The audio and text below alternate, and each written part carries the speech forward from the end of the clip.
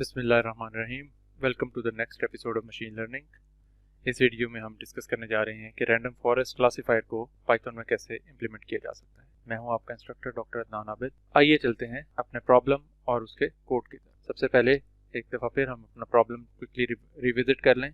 हमारे पास एक कंपनी का डाटा है जिसमें कि उसने एक प्रोडक्ट बनाई हुई है और वो एज और सैलरी की बुनियाद पे फिगर आउट करना चाह रही है कि कौन उसकी प्रोडक्ट खरीदेगा या नहीं। तो हमारे पास एज और एस्टिमेटेड सैलरी इनपुट के तौर पे मौजूद हैं और उनकी मदद से हमने अपने क्लासिफायर को ट्रेन करना है और वो क्लासिफायर हमें बताया करेगा कि जो कस्टमर्स हमारे सामने अवेलेबल हैं जिनकी एज और सैलरी हमारे पास है वो हमारी प्रोडक्ट को परचेज़ करेंगे या नहीं करेंगे। ये पाइथन का कोड है जो कि हम डिस्कस करने जा रहे हैं, जो कि रैंडम फॉरेस्ट को इम्प्लीमेंट करने के लिए है। सबसे पहले हम लाइब्रेरीज को इम्पोर्ट करेंगे, जो कि हमने कर लिया। उसके बाद ये डाटा सेट है और इसको हम ट्रेन और टेस्ट में एक्स और वाई में हमने इसको स्प्लिट कर लिया। एक्स के अंदर आपने देखा कि हमारे पास एज और सैलरी आ गई है, जबकि वाई के अंदर लोगों के डिसीजंस हैं। उसके बाद हम डाटा को स्प्लिट करेंगे। हम 25% डाटा को टेस्ट सेट बना रहे हैं और 75% डाटा को ट्रेनिंग सेट।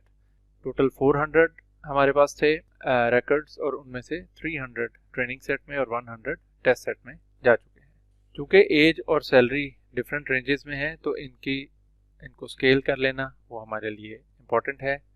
तो हम क्या कर लेते हैं कि इन दोनों को स्केल कर लेते हैं। अब अगर मैं एक्सट्रेन और एक्सटेस्ट को खोल के देखूं तो एज और सैलरी आप देख रहे हैं कि इसकी स्केलिंग हो चुकी है। ये वो कोड है जो कि क्लासिफायर के लिए लिखा गया है।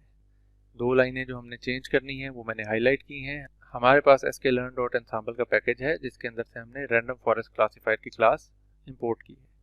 इस क्लास का जो ऑब्जेक्ट हमने बनाया है उसके अंदर हमें क्या क्या इन्फॉर्मेशन पास करनी है वो हम देख लेते हैं।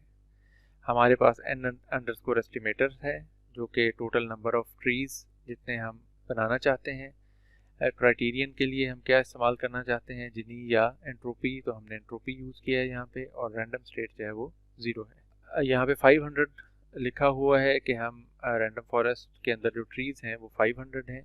हम इसको रिड्यूस करके इस वक्त 10 कर लेते हैं for the sake of learning. और जनरली हम 200, 200, 300 इसको भी एज ऑपरेटिंग पैरामीटर एक्सपेरिमेंट कर रहे होते हैं कि कहाँ पे हमारा मॉडल निस्बतन बेहतर काम कर रहा है।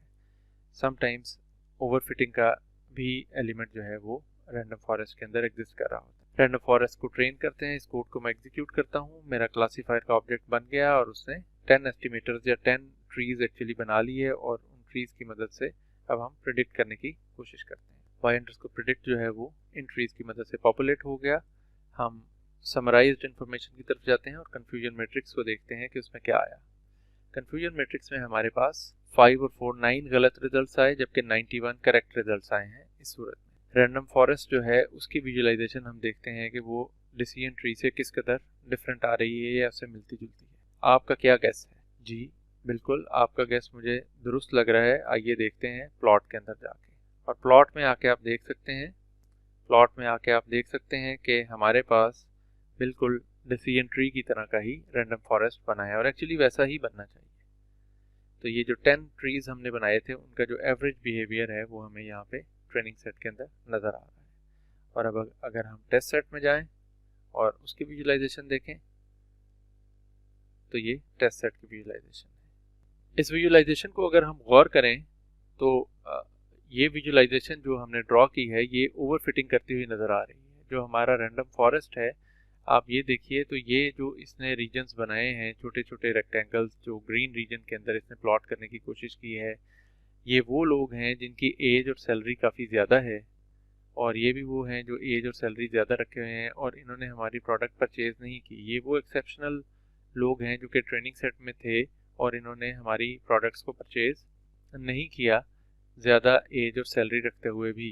तो रैंडम फॉरेस्ट ने, आप देख रहे हैं कि इनको कैप्चर करने की कोशिश की है। और अब हम देखते हैं कि टेस्ट सेट में हमारे पास इन रेक्टेंगल्स के अंदर फॉल करता हुआ कुछ ऐसा डाटा है जो कि पोटेंशियली ग्रीन था और वो इन रेक्टेंगल्स में फॉल कर रहा हो। तो आप देख रहे हैं कि यहाँ पे ये एलिमेंट है जो कि एक्चुअली ग्रीन है और ये भी काफ़ी नज़दीक और ये भी बहुत नज़दीक था। तो फॉर्चुनेटली, और ये वाला तो बहुत ही ज़्यादा नज़दीक था और जस्ट बॉर्डर लाइन से बाहर है। तो ये हमारा एक काइंड ऑफ फॉर्चुनेट इंस्टेंस है कि टेस्ट सेट के अंदर हमारे पास ऐसा डाटा मौजूद नहीं है, वरना पोटेंशली ये वाले जो हिस्से हैं ये ऐसे हैं जिन लोगों की सैलरीज ज़्यादा है और एज भी ज़्यादा है, और जनरली ऐसे लोग हमारी प्रोडक्ट को परचेज कर रहे हैं, आप यहाँ पे देख रहे हैं। ओवरऑल ये एक अच्छा क्लासीफायर है, लेकिन इसमें समटाइम्स ओवरफिटिंग का एक एलिमेंट एनीवे एग्जिस्ट कर रहा होता है। उम्मीद है कि आपको डिसीजन ट्री और रैंडम फॉरेस्ट क्लासीफायर्स की समझ आ गई होगी। हम अपनी नेक्स्ट वीडियो का विजुअलाइजेशन की मदद से कंपैरेटिव एनालिसिस करेंगे तमाम के तमाम क्लासीफायर्स का जो हमने अपने प्रॉब्लम सेट के ऊपर run. Until then enjoy machine learning.